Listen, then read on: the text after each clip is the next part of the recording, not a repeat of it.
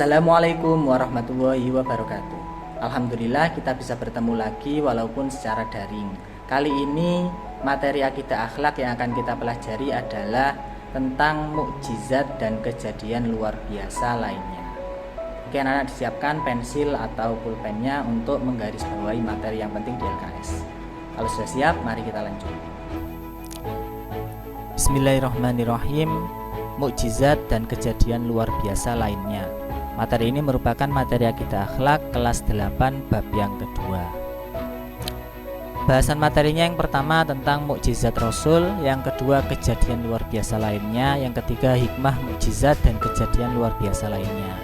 Yang pertama, mukjizat Rasul adalah kejadian luar biasa yang dianugerahkan Allah kepada para rasulnya untuk melemahkan lawannya sebagai bukti kebenaran risalahnya.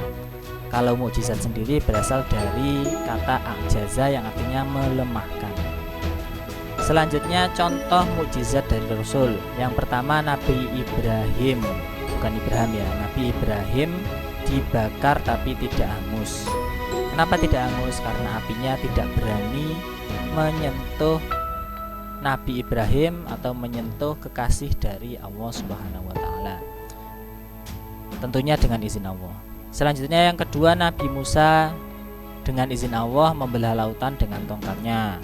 Nabi Isa menghidupkan orang mati meskipun cuma sebentar, kemudian meninggal lagi, tapi dengan izin Allah bisa menghidupkan orang mati.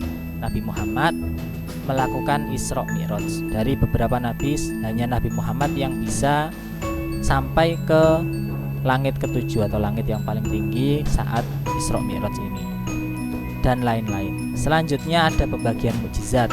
Yang pertama kauniyah, artinya adalah mukjizat yang tampak dapat ditangkap panca indera. Contohnya tongkat Nabi Musa membelah lautan. Ini nampak oleh orang-orang di sekitar Nabi Musa. Selanjutnya akliyah, yaitu mukjizat yang hanya dapat dipahami oleh akal pikiran. Secara tidak langsung atau secara indera penglihatan tidak nampak, tapi jika dipikirkan secara mendalam akan nampak bahwa itu memang mukjizat. Contohnya adalah Al-Quran dengan keindahan bahasanya yang hanya dipahami oleh orang yang berpikir. Selanjutnya kejadian luar biasa lainnya adalah karomah, yaitu kejadian luar biasa yang dianugerahkan Allah kepada wali Allah. Siapa wali Allah? Adalah hambanya yang soleh dan taat kepadanya. Contohnya seorang wali Sunan Kalijaga membuat tiang masjid dengan potongan kayu kecil dijadikan satu tanpa lem. Jadi ada kegiatan sedang membangun masjid, kemudian kurang satu kayu besar. Akhirnya Sunan Kalijaga ini membuat tiang masjid itu dengan potongan kayu kecil disatukan tanpa menggunakan lem, tanpa semen, tanpa apa. Selanjutnya yang kedua adalah maunah, kejadian luar biasa yang dianugerahkan Allah kepada seorang mukmin untuk mengatasi kesulitan. Contoh seorang mukmin yang selamat dari suatu musibah seperti banjir, gempa bumi, dan lain-lain. Kalau ingin buktinya silahkan cari di internet, banyak. Contohnya banyak orang yang selamat perang Islam yang mukmin selamat dari gempa atau dari tsunami di Aceh dan sebagainya. Selanjutnya ada irhas. Apa itu irhas? Adalah kejadian luar biasa yang dianugerahkan Allah kepada calon rasul sebelum diangkat menjadi rasul.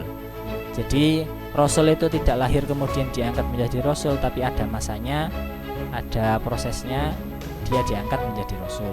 Contohnya Nabi Isa, sejak kecil dilahirkan tanpa ayah, masih bayi namun sudah bisa berbicara, yang membuat kaget para masyarakatnya atau orang di sekitarnya.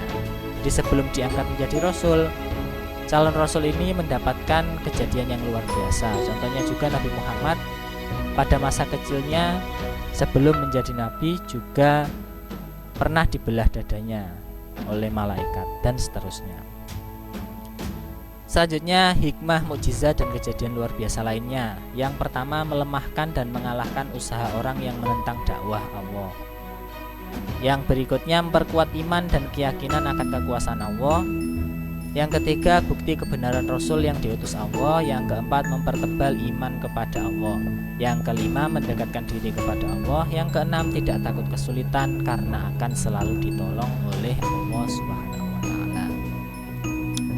Jadi itu tentang hikmah, itu tentang mukjizat dan kejadian luar biasa yang hampir sama dengan mukjizat.